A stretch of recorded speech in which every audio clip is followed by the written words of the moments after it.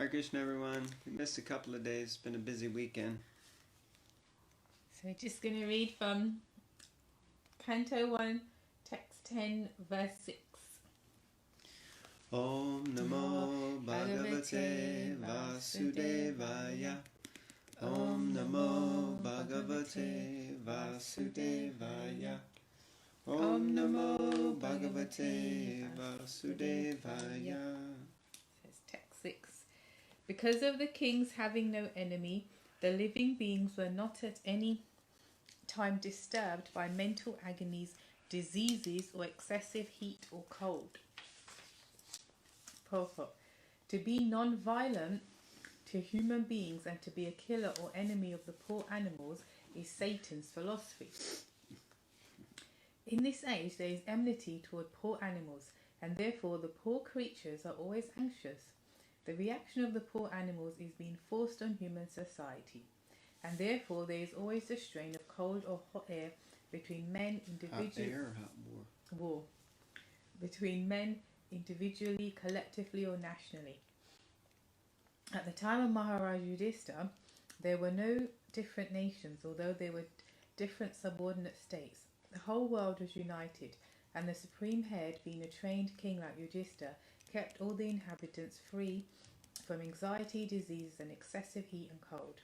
They were not only economically well-to-do, but also physically fit and undisturbed by supernatural power, by enmity from other living beings, and by disturbance of bodily and mental agonies. There is a proverb in Bengali that a bad king spoils a kingdom and a bad housewife spoils a family. This truth is applicable here also.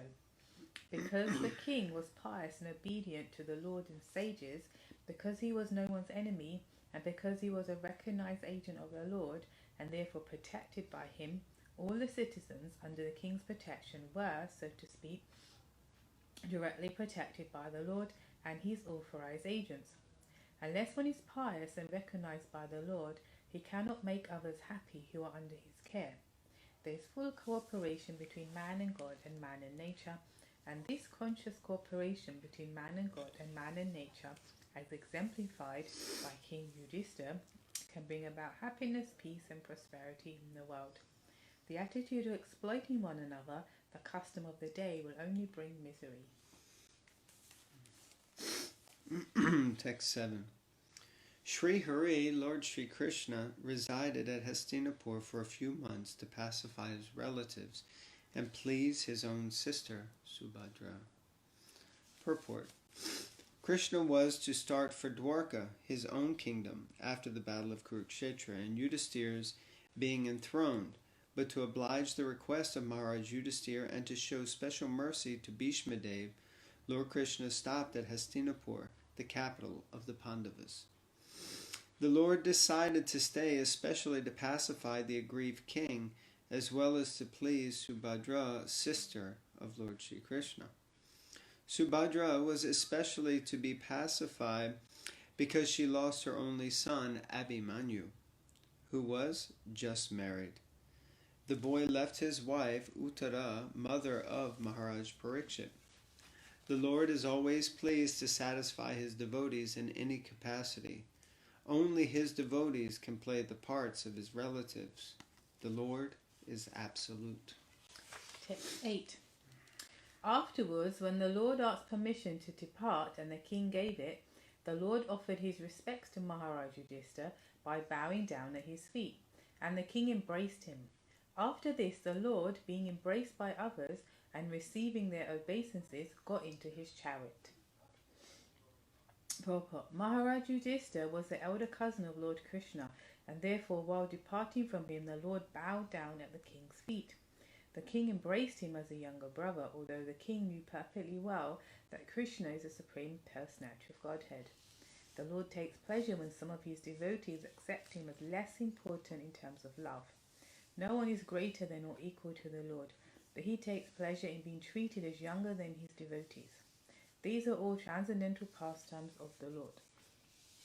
The impersonalists cannot enter into the supernatural roles played by the devotee of the Lord. Thereafter, Bhima and Arjuna embraced the Lord because they were of the same age. But Nakul and Sahadev bowed down before the Lord because they were younger than he. Text number 9 and 10. At that time, Subhadra, Draupadi, Kunti, Uttara, Gandhari, Dhritarashtra, Yuyutsu, Kripacharya, Nakul, Sahadev, Bhishmadev, Domya, and Satyavati. Bhimasena, not Bhishmadev. Bhimasena, Domya, and Satyavati all nearly fainted because it was impossible for them to bear separation from Lord Krishna. Purport. Lord Sri Krishna is so attractive for the living beings, especially for the devotees, that it is impossible for them to tolerate separation. The conditioned soul under the spell of illusory energy forgets the Lord. Otherwise, he cannot. The feeling of such separation cannot be described, but it can simply be imagined by the devotees only. After his separation from Vrindavan and the innocent royal cowherd boys, girls, ladies, and others, they all felt shock throughout their lives, and the separation of Radharani, the most beloved cowherd girl, is beyond expression. Once they met at Kurukshetra during a solar eclipse, and the feeling which was expressed by them is heart-rending. There is, of course, a difference in the qualities of the transcendental devotees of the Lord, but none of them who have ever contacted the Lord by direct communion or otherwise can leave him for a moment. That is the attitude of the pure devotee. Texts 11 and 12. The intelligent who have understood the Supreme Lord in association with pure devotees and have become freed from bad materialistic association can never avoid hearing the glories of the Lord, even though they have heard them only once.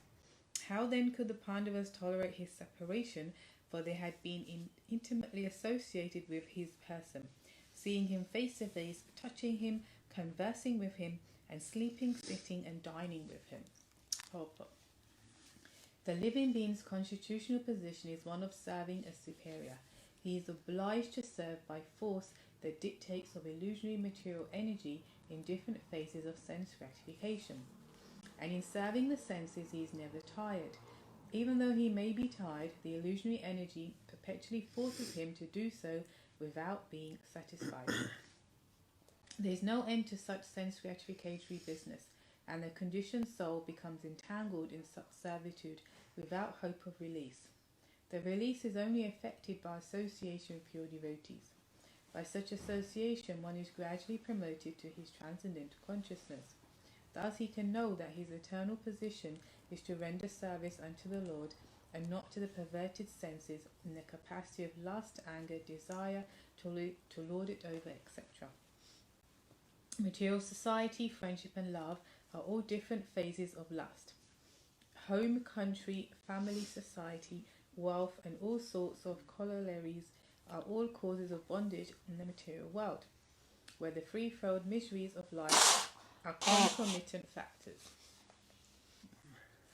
By association with pure devotees and by hearing them submissively, attachment for material enjoyment becomes slackened, and attraction for hearing about the transcendental activities of the Lord becomes prominent. Once they will go on progressively without stoppage, like fire in gunpowder. It is said that Hari, the personality of Godhead, is so transcendently attractive that even those who are self-satisfied by self-realization and are factually liberated from all material bondage also become devotees of the Lord. Under the circumstances, it is easily understood what must have been the position of the Pandavas, who were constant companions of the Lord. They could not even think of separation from Sri Krishna, since the attraction was more intense for them because of continuous personal contact. His remembrance by his form, quality, name, fame, pastimes, etc. is also attractive for the pure devotee, so much so that he forgets all forms, quality, name, fame, etc. activities of the mundane world. And due to his mature association with pure devotees, he is not out of contact with the Lord for a moment. Text number 13. All their hearts were melting for him on the pot of attraction. They looked at him without blinking their eyes, and they moved hither and thither in perplexity. Krishna is naturally attractive for all living beings because he is the chief eternal amongst all eternals. He alone is the maintainer of many eternals. This is stated in the Katha Upanishad. And thus one can obtain permanent peace and prosperity by revival of one's eternal relation with him, now forgotten under the spell of Maya, the illusory energy of the Lord. Once this relation is slightly revived, the conditioned soul at once becomes freed from the illusion of material energy and becomes mad after the association of the Lord. This association is made possible not only by personal contact with the Lord, but also by association with his name, fame, form, and quality. Srimad Bhagavatam trains the conditioned soul to this stage of perfection by submissively hearing from the pure devotee. Text 14. The female relatives whose eyes were flooded with tears out of anxiety for Krishna came out of the palace. They could stop their tears only with great difficulty. They feared that tears would cause misfortune at the time of departure. Purport. There were hundreds of ladies in the palace of Hastinapur. All of them were affectionate to Krishna, and all of them were relatives also. When they saw that Krishna was going away from the palace for his native place, they were very anxious for him, and as usual tears began to roll down their cheeks. They thought at the same time that tears at that moment might be a cause of misfortune for Krishna. Therefore they wanted to check them. This was very difficult for them because the tears could not be checked. Therefore they smeared their tears in their eyes and their hearts throbbed. Therefore, isn't it? Mm-hmm. Therefore, ladies who were the wives and daughters-in-law of those who died in the battlefield never came in direct contact with Krishna. But all of them heard of him and his great activities, and thus they thought of him, talked of him, his name, fame, etc., and became affectionate also, like those who were in direct contact. Therefore, directly or indirectly, anyone who thinks of Krishna, talks of Krishna, or worships Krishna becomes attached to him. Because Krishna is absolute, there is no difference between his name, form, quality, etc. Our intimate relation with Krishna can be confidentially revived by our talking of, hearing of, or remembering him. It is so done due to spiritual potency. Text 15. While the Lord was departing from the palace of Hastinapur, different types of drums like the mridanga, dola, nagara, danduri, and dundubi, and flutes of different types, the veena, gomukha, and beri, all sounded together to show him honor. Text 16. Out of a loving desire to see the Lord, the royal ladies of the Kurus got up on top of the palace, and smiling with affection and shyness, they showered flowers upon the Lord. Purport. Shyness is a particular extra-natural beauty of the fair sex, and it commands respect from the opposite sex. This custom was observed even during the days of the Mahabharata, i.e., more than 5,000 years ago. It is only the less intelligent persons, not well versed in the history of the world, who say that observance of separation of female from male is an introduction of the Mohammedan period in India.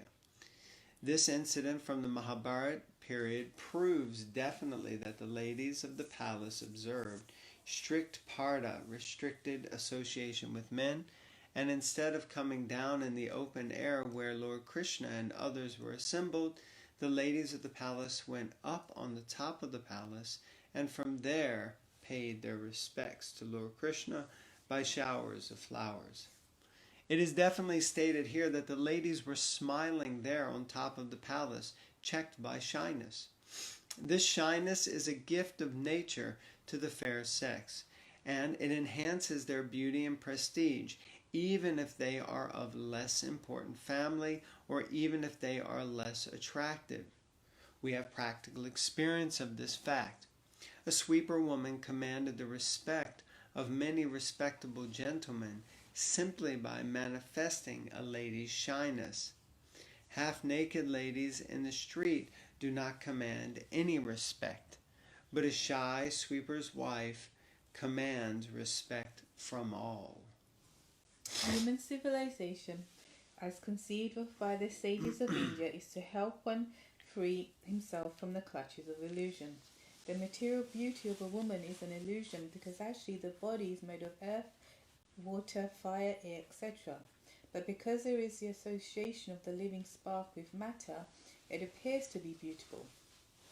No one is attracted by an earthen doll, even if it is most perfectly prepared to attract the attention of others.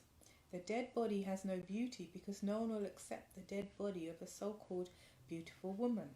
Therefore, the conclusion is that the spirit spark is beautiful, and because of the soul's beauty, one is attracted by the beauty of the outward dress. The Vedic wisdom, therefore, forbids us to be attracted by false beauty. But because we are now in the darkness of ignorance, the Vedic civilization allows very restricted mixing of woman and man. They say that the woman is considered to be the fire and the man is considered to be the butter. The butter must melt in association with fire, and therefore they may be brought together only when it is necessary. And shyness is a check to the unrestricted mixing.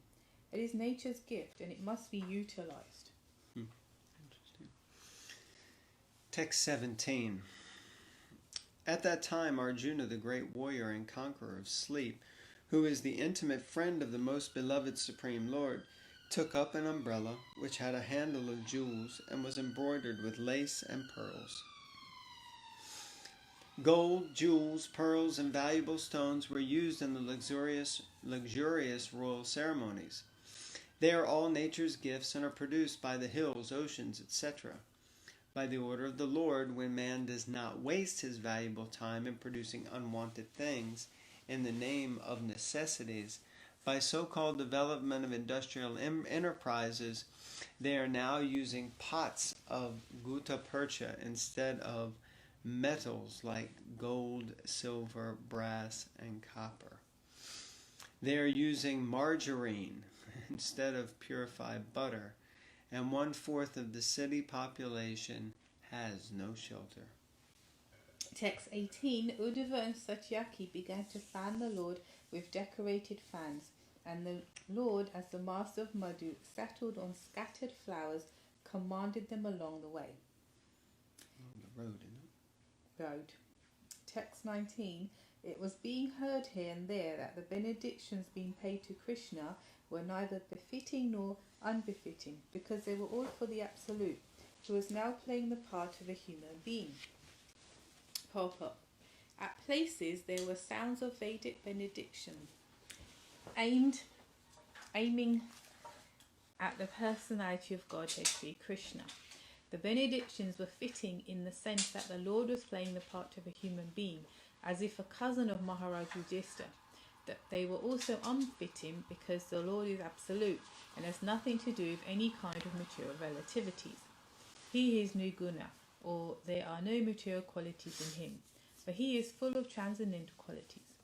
In the transcendental world there is nothing contradictory, whereas in the relative world everything has its opposite. In the relative world, white is the opposite conception of black. But in the transcendental world there is no distinction between white and black. Therefore, the sounds of benedictions uttered by the learned Brahmanas here and there appear to be contradictory in relation with the Absolute Person, but when they are applied to the Absolute Person, they lose all contradiction and become transcendental. One example may clear this idea. Lord Sri Krishna is sometimes described as a thief. He is very famous amongst his pure devotees as the Makhan Chor. He used to steal butter from the houses of neighbours at Vrindavan in his early age. Since then he is famous as a thief. But in spite of his being famous as a thief, he is worshipped as a thief, whereas in the mundane world, a thief is punished and is never praised. Since he is the absolute personality of Godhead, everything is applicable to him, and still in spite of all contradictions, he is the supreme personality of Godhead. Text 20. Absorbed in thought of the transcendental qualities of the Lord, who is sung in select poetry, the ladies on the roofs of the houses of Hastinapur began to talk of him. This talk was more attractive than the hymns of the Vedas. Purport. In the Bhagavad Gita, it is said that in all Vedic literatures, the goal is the personality of Godhead Sri Krishna. Factually, the glories of the Lord are depicted in such literature as the Vedas, Ramayana, and Mahabharata. And in the Bhagavatam, they are specifically mentioned in respect to the Supreme Lord. Therefore, while the ladies on the tops of the houses in the capital of the kings of the Kuru dynasty were talking about the Lord, their talk was more pleasing than the Vedic hymns. Anything sung in the praise of the Lord is Shruti mantra. There are songs of Thakur Narottam Das Thakur, one of the acharyas in the Gaudiya Sampradaya, composed in simple Bengali language. But Thakur Vishwanath Chakravarti, another very learned acharya in the same Sampradaya, has approved the songs by Thakur Narottam Das to be as good as Vedic mantras. And this is so because of the subject matter. The language is immaterial, but the subject matter is important. The ladies, who were all absorbed in the thought and actions of the Lord, developed the consciousness of Vedic wisdom by the grace of the Lord. And therefore, although such ladies might not have been very learned scholars in Sanskrit or otherwise, still, whatever they spoke was more attractive than the Vedic hymns. The Vedic hymns and the Upanishads are sometimes indirectly directed to the Supreme Lord, but the talks of the ladies were directly spoken of the Lord, and thus they were more pleasing to the heart. The ladies' talks appeared to be more valuable than the learned Brahman's benediction. Text 21. They said, "Here he is, the original personality of Godhead, as we definitely remember him. He alone existed before the manifested creation of the modes of nature, and in him only, because he is the Supreme Lord, all living beings merge as if sleeping at night, their energy suspended." Purport. There are two types of dissolution. Hare Krishna. There are two types of dissolution of the manifested cosmos. At the end of every 4,320,000,000 solar years, billion solar years, a lot. When Brahma, the Lord of one particular universe, goes to sleep, there is one annihilation. And at the end of Lord Brahma's life, which takes place at the end of Brahma's 100 years of age, in our calculation, at the end of 8,640,000,000,000 times 30 times 12 times 100 solar years, there is complete annihilation of the entire universe. And in both the periods, both the material energy called the Mahat Tattva and the marginal energy called Jiva Tattva merge in the person of the Supreme Lord. The living beings remain asleep within the body of the Lord until there is another creation of the material world. And that is the way of the creation, maintenance, and annihilation of the material manifestation. The material creation is effected by the interaction of the three modes of material nature set in action by the Lord, and therefore it is said here that the Lord existed before the modes of material nature were set in motion. In the Shruti mantra, it is said that only Vishnu, the Supreme Lord, existed before the creation, and there was no Brahma, Shiva, or other demigods. Vishnu means the Mahavishnu, who is lying on the causal ocean. By his breathing only, all universes are generated in seeds and gradually develop into gigantic forms with innumerable planets within each and every universe. The seeds of the universes develop into gigantic forms in the way seeds of a banyan tree develop into numberless banyan trees. This Mahavishnu is the plenary portion of the Lord Sri Krishna, who is mentioned in the Brahma Samhita as follows. Let me offer my respectful obeisances unto the original personality of Godhead Govinda, whose plenary portion is the Mahavishnu. All the Brahmas, the heads of the universes, live only for the period of his exhaling, after the universes are generated from the pores of his transcendental body. Brahma Samhita 5.58. Thus, Govinda, or Lord Krishna, is the cause of Mahavishnu also. The ladies talking about this Vedic truth must have heard it from authoritative sources. An authoritative source is the only means of knowing about transcendental subject matter definitely. There is no alternative. The merging of the living beings into the body of Mahavishnu takes place automatically at the end of Brahma's 100 years. But that does not mean that the individual living being loses his identity. The identity is there, and as soon as there is another creation by the supreme will of the Lord, all the sleeping, inactive living beings are again let loose to begin their activities in the continuation of past different spheres of life.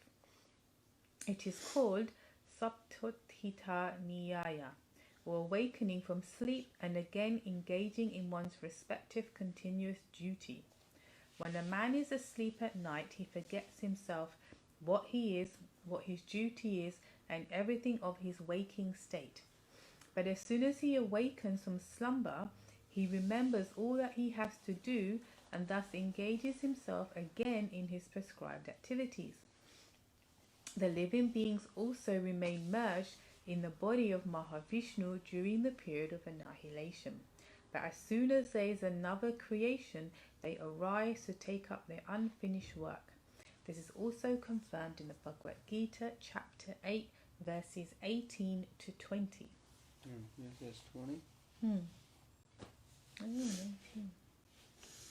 The Lord existed before the creative energy was set in action. The Lord is not a product of the material energy. His body is completely spiritual, and there is no difference between his body and himself. Before creation, the Lord remained in his abode, which is absolute and one. Text 22. The personality of Godhead, again desiring to give names and forms to his parts and parcels, the living entities, placed them under the guidance of material nature. By his own potency, material nature is empowered to recreate. 12. The living entities are parts and parcels of the Lord. They are of two varieties, namely Nitya Mukta and Nitya Bada. The Nitya Muktas are eternally liberated souls, and they are eternally engaged in the reciprocation of transcendental loving service with the Lord in his eternal abode beyond the manifested mundane creations. But the Nitya Bada, or eternally conditioned souls, are entrusted to his external energy, Maya, for rectification of their rebellious attitude toward the Supreme Father. Nitya Badas are eternally forgetful of their relation with the Lord as parts and parcels. They are bewildered by the illusionary energy as products of matter, and thus they are very busy in making plans in the material world for becoming happy. They go on merrily with plans, but by the will of the Lord, both the plan makers and the plans are annihilated at the will of the Lord, at the end of a certain period as mentioned above. This is confirmed in the Bhagavad Gita as follows. O son of Kunti, at the end of the millennium, all the living entities merge into my nature, and again when the time of creation is ripe, I begin creation by the agency of my external energy. Bhagavad Gita, chapter 9, verse 7. The word bhuyaha indicates again and again. That is to say, the process of creation, maintenance, and annihilation is going on perpetually by the external energy of the Lord. He is the cause of everything, but the living beings who are constitutionally part and parcel of the Lord and are forgetful of the sweet relation are given a chance again and again to get rid of the clutches of the external energy and to revive the living being's consciousness. The revealed scriptures are also created by the Lord.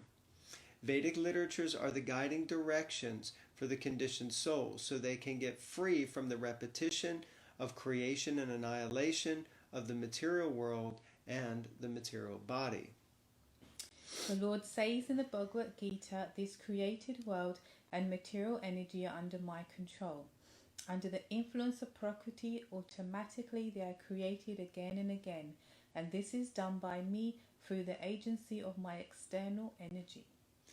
Actually, the spiritual spark, living entities have no material names or forms. But in order to fulfill their desire to lord it over the material energy of material forms and names, they are given a chance for such false enjoyment. And at the same time, they are given a chance to understand the real position through the revealed scriptures. The foolish and forgetful living being is always busy with false forms and false names. Modern nationalism is the culmination of such false names and false forms. Men are mad after false name and form. The form of body obtained under certain conditions is taken up as factual, and the name also taken bewilders the conditioned soul into misusing the energy in the name of so many isms. The scriptures, however, supply the clue for understanding the real position, but men are reluctant to take lessons from the scriptures created by the Lord for different places and times. For example, the Bhagavad Gita is the guiding principle for all human beings, but by the spell of material energy, they do not take care to carry out the programs of life in terms of the Bhagavad Gita. Srimad Bhagavatam is the postgraduate study of knowledge for one who has thoroughly understood the principles of the Bhagavad Gita. Unfortunately, people have no taste for them, and therefore they are under the clutches of Maya for repetition of birth and death. Jai. Grantaraj Srimad Bhagavatam Ki Jai.